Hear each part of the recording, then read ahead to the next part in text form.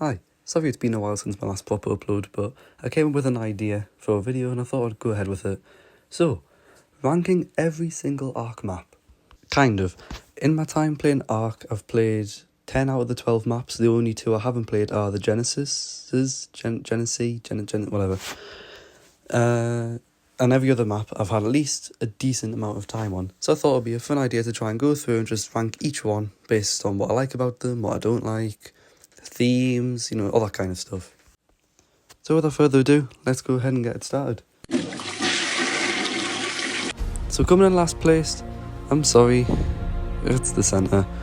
I know a lot of people like this map and it does look nice, but really, the only experience I've had in this map, it's probably a bit biased, was very much when I first started playing the game. It's been ages since I've played it. I probably should have played it before doing this, but oh well.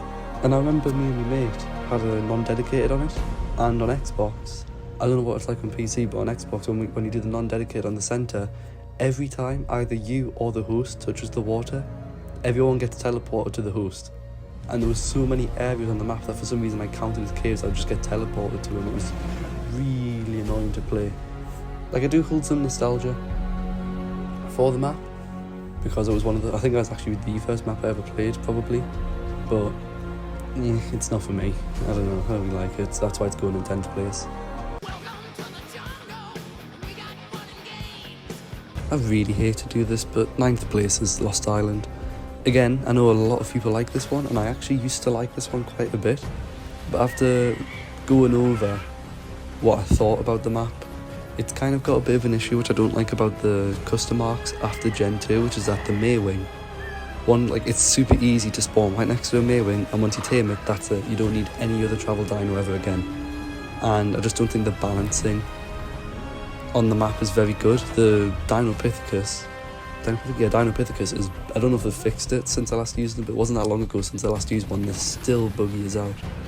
And while it does look nice, I just don't get that same zing factor that I get from other maps. If you play a map Scorched Earth, it feels like, ooh, this is a nice environment to play in.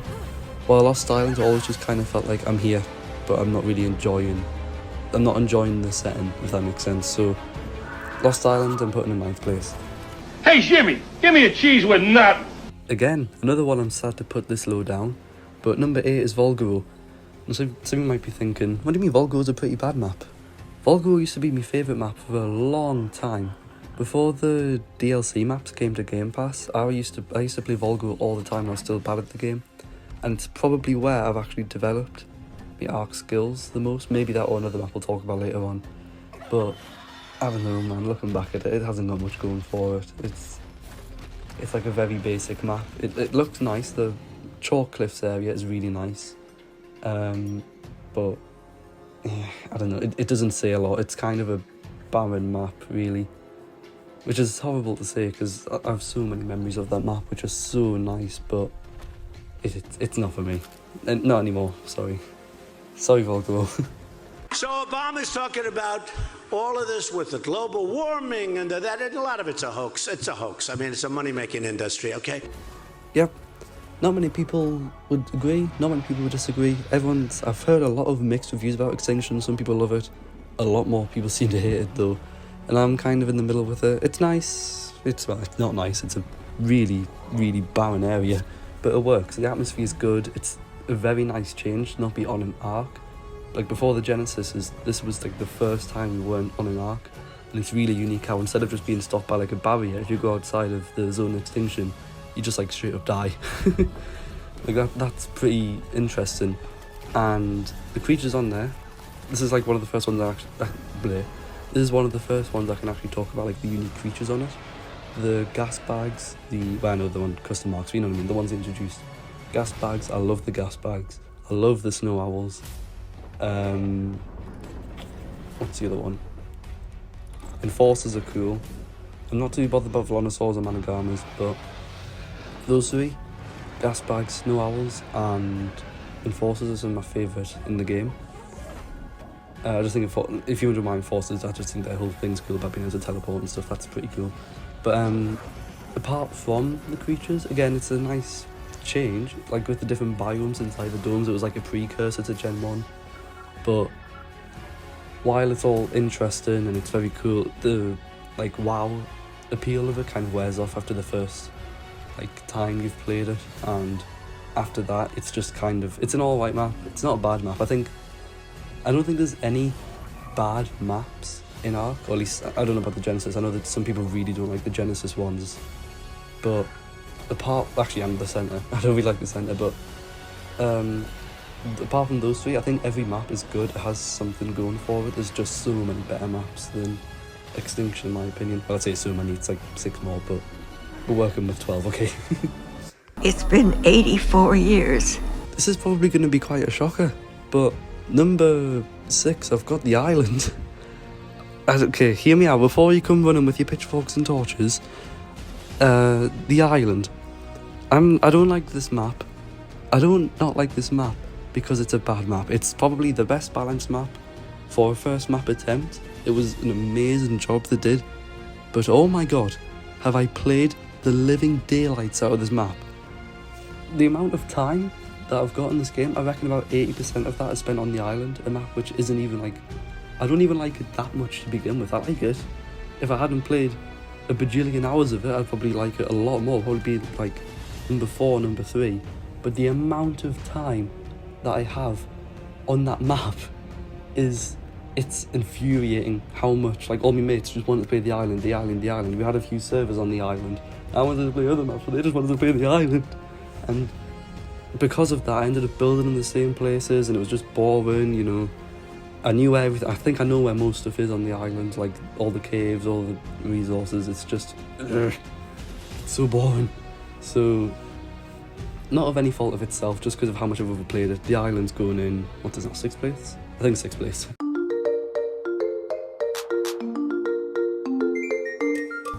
Number 5 is Crystal Isles. Okay, so quick backstory with this. I'd never played Crystal Isles until maybe about 2 weeks ago-ish, maybe getting close to 3, when I decided to actually start my own solo one, because your mates all the time, they'd said they weren't lying, but they tried Crystal Isles, did not enjoy it at all, and also just took the word for it that it was a pretty bad map. Whenever I saw like videos of like YouTubers like Syntac and them playing it, I just kind of thought, that map doesn't look like it would be for me. Playing the map instead of watching it, and actually playing it myself, I actually really, really like the map. I think its quick progression is actually quite a nice change from the other maps. Like you can get a Wyvern, like if you, exactly, I'm pretty boosted rates on my solo, so you can get a Crystal Wyvern pretty quick to then go and get the artifacts pretty quick, and then you can go and tame Rexes and then you're done. I didn't do it that quick. I actually had time to enjoy the map as well. The only part I don't really like is the snow biome. It looks a bit dull rather than a nice snowy area, but I know the point is to be like that, you know, the part of it's all like stormy and stuff, but the rest of the map I think is beautiful. Way more credit needs to be given to the way this map looks, if you don't already think that. If you haven't tried it and you think it looks a bit vibrant and stuff, the vibrancy really works when you're actually in the map. All of the biomes look good. The Crystal Wyverns are such a cool idea to bring new Wyverns, and they all have like similar mechanics of like a beam type breath, but they all do different things and have like different mechanics. The boss is really cool. I think Crystal Isles was like the first map, custom Ark, to get its own boss. Like that's cool. The only thing is that I know people complain about, and I guess it is a little bit true, is that maybe the artifacts are a bit too easy to get. You can look up a YouTube guide, like a guide on YouTube even. Well, the artifacts are probably fly around on your Wyvern in about 10 minutes and get them all, apart from like the underwater caves. But apart from that, no, I think it's actually a really solid map. More people need to give it credit if they haven't already tried it, because again, if they've been told that it's bad and they've just put it off, give it a try. It's really, really surprising how much the theme will actually, like, how much you like the theme, I think, rather than just looking at it through a video, because it was different. For some reason, just watching it, I was like, meh. Playing it, I was like, that's actually pretty good. So yeah, give it a try if you haven't, and yeah, let's go into this place. I used to rule the world. Oh, Ragnarok. Oh, how people like to overrate you. Don't get me wrong, Ragnarok, great map, but I think the love for Ragnarok's a bit overblown. I'm just saying. I think it is the nostalgia and how much it was a change at the time that still led to why it's so popular now. Because really, looking back, like from now on Ragnarok, it hasn't got much going for it.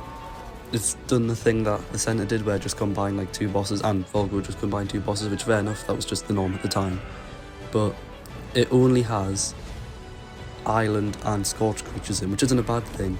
But when people say it's like an all-rounder Ark experience because it's got loads of creatures in, it's missing out on Aberration, Extinction, the Genesises, which other custom Arks have. So I think that appeal's gone, and it is a well-balanced map. The Wyverns are a little bit easy to get, I think, maybe a little bit too easy than they should be.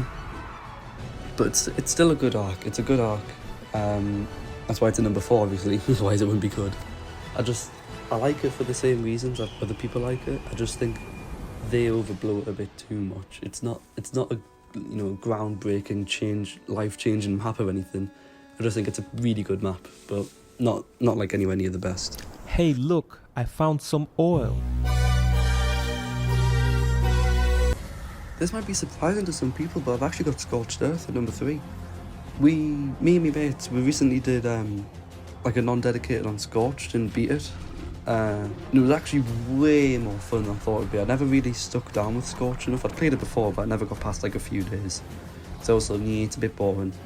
But I actually had really like a lot of fun with them playing it.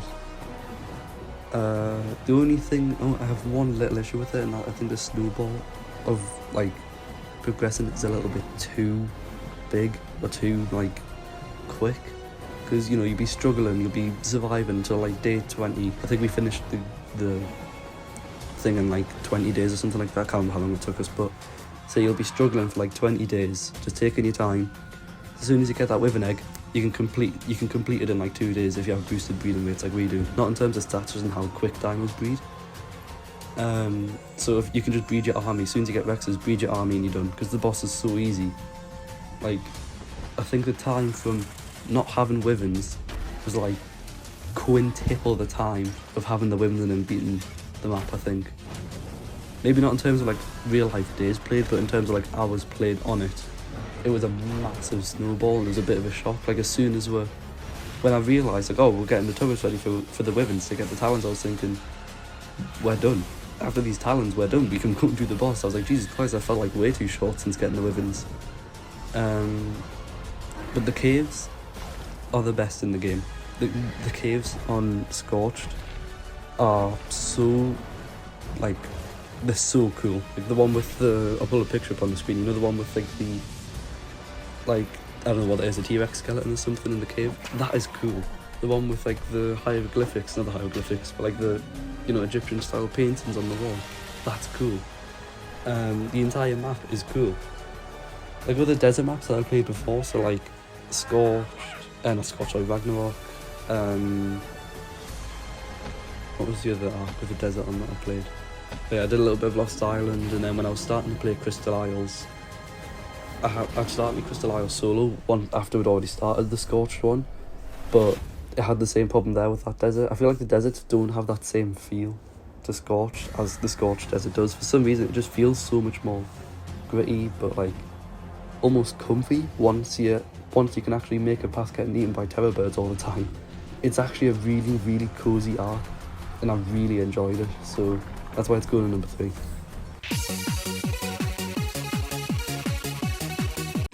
Yeah, no surprise this is so high up on the list. Fjorda is an amazing map. I had more fun on Scorched and recently Crystal Isles than I've done on Fjorda. Fjorda, I liked it a lot, but it wasn't as fun. It felt more like, I don't know, it was less fun and giddy as it was more just enjoying the game calmly. But this map has so much to offer. It's got way more than any other custom arc. I'd argue it has some more stuff than some of the bot arcs like Scorched Earth, and to an extent even Aberration have nowhere near the depth of that arc does. The only thing is it suffers the same thing as Lost Island, where I think the mirroring's a little bit too easy to get, and it doesn't feel quite right balanced with its dinos. But apart from that, amazing map. It's beautiful, it's fairly well balanced. You never feel like you're going down a snowball quicker and quicker to beating the boss. It's like a nice steady pace the entire time. has its own, like, it has like 9 bosses or something, including a few mini bosses, and that's really cool to have its own mini bosses, and it's just great. It's an amazing map. That's why he's the GOAT! The GOAT! Yeah, if my mates are watching this video, you already knew this, but yeah, Aberration's number 1. I'm the biggest Aberration fanboy ever, man. I love this map so much. I think it's because of the whole cave thing. I love, like, cave survival games, kind of, because, and I don't know how to put this into words properly, but with Minecraft, sometimes we start, like, Minecraft realms in our year, and I always live underground. I just think it's cool. And 1, Aberration's all that. 2, it's got, I think, one of the best progression systems in the game. It's super simple, the progression, but it's really good, and once you finally get a rock drake, it's rewarding. You have to zip across the map loads, but it doesn't feel too much, because while you can get around the map loads, it still takes, it's not like a Maywood where you can zip across the map in 5 minutes. It still does take quite a lot of time to get around, and you need to learn how, like, the glider works and that kind of thing. The fact that there is no flyer, I think, is great, because on the other maps what I find happening is I want to not use a flyer because flyers are too easy, but then when I'm not using one, I just think to myself, well, I could be using a flyer now. So the fact that there isn't any flyers on Aberration is great. All of the Aberrant dinos look amazing. The way they glow in the dark, it's really cool. The music, I don't know what Gareth Coker did, but oh my god, the music on this arc is incredible. It's got, apart from the boss fight, which I think is overdone by the Overseer theme on the island, I think the entire score just carries it so much. Like how the theme, I'm going on fanboy again, Jesus Christ. But like, it's so cool when you first spawn in. It's like, ooh, it's like a green. If you've never seen the map before, it's like, ooh, it's this green area. It's really cool. It's a luscious underground cave, and you can see the sun above, but you can't get there. Then you get to the edge, and you get to the blue zone. It's like, oh my god, this map's beautiful, and it's beauty, and it all takes you away. But then when you get to the red zone, it gets more scary. It's less, wow, this looks so pretty, to holy balls, everything wants to eat me down here, and there's radiation that's going to kill me. And then the Reapers are cool, the Rock Drakes are cool, every single creature that this map added is cool, even the Ravagers, like hairless wolf things, they're cool. What else is there? The mechanic of, like, the different times, and the way, like, you can't go up on the surface when it's day, but then when there's, like, different seasons to when it's longer nights or longer days, you have to pay attention to that to go up and get the best loot. And there's so many niche mechanics on this arc that just set it aside to everything else. I think everything else is just, it's like the same kind of process. Extinction's a bit different, where you need, like, different stuff to defeat bosses, but I think most of the maps it's kind of similar. Well, except for the Genesis, obviously, because you have to do missions for them.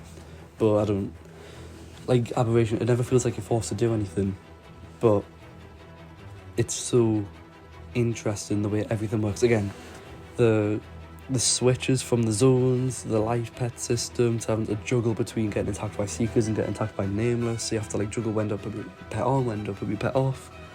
The fact that there's no Rexes is really cool, and there's no, like, there's a few overpowered starter tames, like a Dire Bear, they're really good, but when are you going to tame a Dire Bear on another map? It forces you to use these other creatures that you might not use otherwise. I think the whole story, like the backstory behind Aberration, is the coolest one. It's like, oh, it was a normal arc, and then some bumbling buffoons decided to take a bomb up to the platform, blasted it, and now it's all rubbish. And then you can, like, the entire map has these metal structures of where the tech tribe used to be, and then the whole thing with Rockwell, first as a boss and as one of the characters, is amazing. It's cool that you actually get to see all these characters in the Explorer note. You finally get to see one of them, and it's this, like, grotesque monster that you have to kill, and his backstory is quite interesting. Obviously the blow that it did to the tech tribe and then leading on to extinction is crazy, and the whole mystery of the portal. When I first played this, I didn't know much about the story. Like, when I first played Aberration, I was thinking, oh, what's this big metal bridge thing that goes all the way down the map, and then, like, you defeat Rockwell, and it turns out it was this massive portal system that the tech tribe made to blast you out of the arc, because otherwise you wouldn't be able to ascend. And oh my god, I could just gush about Aberration. This entire video could have just been me gushing about Aberration. I love it so much. But yeah, it's number 1. I'll stop here before I get carried away. It's number 1. But yeah, so that's it. That's it for this video. I know it's a bit different to what I normally do. Sorry it's been ages since I've actually uploaded something. I don't know what to do, really, with the channel at the moment. I've just been trying to think about other stuff. That's why I'm kind of doing other things like that short I did the other day and then this.